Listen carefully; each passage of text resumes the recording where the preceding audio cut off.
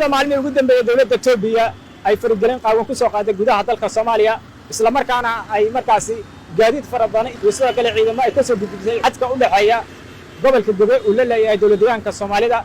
ayaana waxaan arrintaas wax ka weydiinay shacabka Soomaaliyeed oo ku dhaqan magaalada Muqdisho waa kuwan qaar ka mid ah shacabka ku dhaqan magaalada Muqdisho oo mikrofoonka ka aanan ala dhaxqaadnay niyow Itoobiya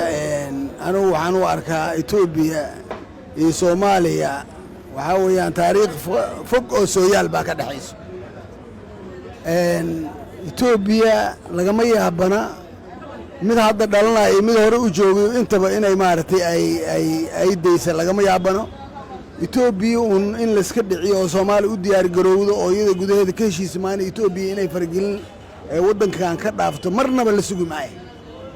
marka si la ajliga Soomaaliya ha tashato iyada wadanka iska leh ka difaacato cadowgan horarka oo marna badan rabaale marna haduu Ilaahay ku sameeyo ogol yahay dhulkii hadda hubu kismaayo ka dajiyal sheegaya marka hadda nimankan waa niman soo qaawiyay oo ummadda Soomaaliyeed inay kala gaabiyaan rabaan nimankan la iska dhiciyo baa dhiilaa aniga waxaan ahay nin oo horta way arag baan ahay Itoobiya marka horeba 4.5kii oo Robert Ogley ninka la yiraahdo David Shield ay sameeyeen oo 93 lagu sameeyay meesha la yiraahdo Itoobiya adeer waxa weey oo maartay dawlad goboleedyada ay Itoobiya ay u dhistay iyaga reer galbeedkooda baa horta socoto marka waxa weeyaan Itoobiya hadii meelihii dawlad goboleedkii ay dhistay hadii maanta ay la soo fargeliyay way u imaanaysaa way la diraysaa سامحية الإذا بدستي سوما ذاتك لهشيسية لكن وحوي أنا ما أركه عندما ماشي لقي وماشي لقي إنه وحوين هذا سكر دينا يعني شخصان تير وحوين إنه سكر دينا يعني لأنه محيا عيدن كاس إن دولة رسم القاضي عيدن كاس وحوي من كسماية إلا يجبلا واسكفر أنتوا ضدك الدجن يا مع كياتي أحمدوي أي تاجر سين إنسان في العين marka taas ilaahay xal ha keeno waa kulli hadii nimanka meesha joogo maamul goboleedka haysta iyo dawladda isfahmi lahayn waa la isfahmi lahayn laakiin waxa weeye iyagana faragelin ayaa ku aadan faragelin ayaa jirta faragelinta Itoobiyana hadda ugu horeyso baryahan daandaansi way wadeen insha Allah waxaan rajaynayaa dawladda federaalka Soomaaliya inay talaabo sharci ka qaado mar haday xadgudub sameeyay maamul goboleed soo gashay oo la baday damacsanay mar haday Axmed Madow la safatay لأنه حبيت أنا هرت عدو وجودها مركب ورئيس على قطع خلص سبعة تبيان قوا حكتان تدخل الشقين معمول قبل الديش كشيء أو كلا ترتمي عدو بده يبرهي جوا طبعا دمع وكيش كانوا حنا لا دولة الصومالية يسن بانك قاتي يسكوا لا شو بالله أنا قاعد بلا فوقبت معمول قبل هذا أنا قاعد بلا فوقبت عدو كان ميل اللي قصوا يجلس نيكاس ودخل هذا وين بقوله وخيامة قرب بالسماء وأنا دمري اللي بدي سلقوا دبرني في نيكي لا صفتا حبيس ما دامات وين meel laga soo weejeesto sharcigana la wada marsiyo wixii cadawga gudaha in loo naxariiso baan u aaminsanahay dawladuna maartay waxay dawlad ku tahay in xuduudaha ilaaliso badiyo bariba iyada mas'uuliyadda leh hadhow tala dhiimaayo Jubbaland baa waxa khaladay Jubbaland baa waxa khaladay iyo Soomaaliland waxa wuxuu Soomaaliya madaxweynaha baa go'aan ka gaari karo dalka Soomaaliya dadka mas'uulka waxa lagu xalin karaa wax badan baa horta loo isad Jubbaland iyo Jubbaland waxbadan baa horta shirar loogu yeeray oo dhinac walba loo siiyay aslaax lagu sameyn karo loo sameeyay waxaan aaminsanahay dawladda madaxweynuhu ma aqran yaga maartay niman maartay doonayeen xoog iyo waxa sharci ahayn yaga wada marka in waxaan kale loo joojiyo maaha sidii ninkii iga horreeyay odaga haba uu sheegay Itoobiya Soomaaliya waxay ku haysaa faragelin qaawan wax loo baahan yahayna ma aha marka Soomaalidu waxay ku mahmaahdaa geed yahow ima aadan goyseene dhigayga kugu jira soo Itoobiya iskama timaadeen dhigeenni baa keenay marka waxayna ku timid Itoobiya cadyahow ama aniga ku cunay ama ku ciiday wax loo baahan yahayna ma ahan hadda waxa jirta in Soomaaliya loo soo dhaxmaray kelinka shanaad markaan ku leeyahay waa Soomaali galbeedna 1977 dad badan baa u dhintay oo qoomiyad maaragtay gaar aan ahayn oo ummad Soomaaliyeed ah marka anu waxaan oran lahaa madaxda sharafta leh in Itoobiya wallahi anigu taas waxaan oran lahaa maaragtay hadalladaasi ama maaragtay dhaqdhaqaaqaasi ay sameynayaan waa hal bacad lagu lisay soomaaliya soomaali baa leh etoobiya dalka ma laha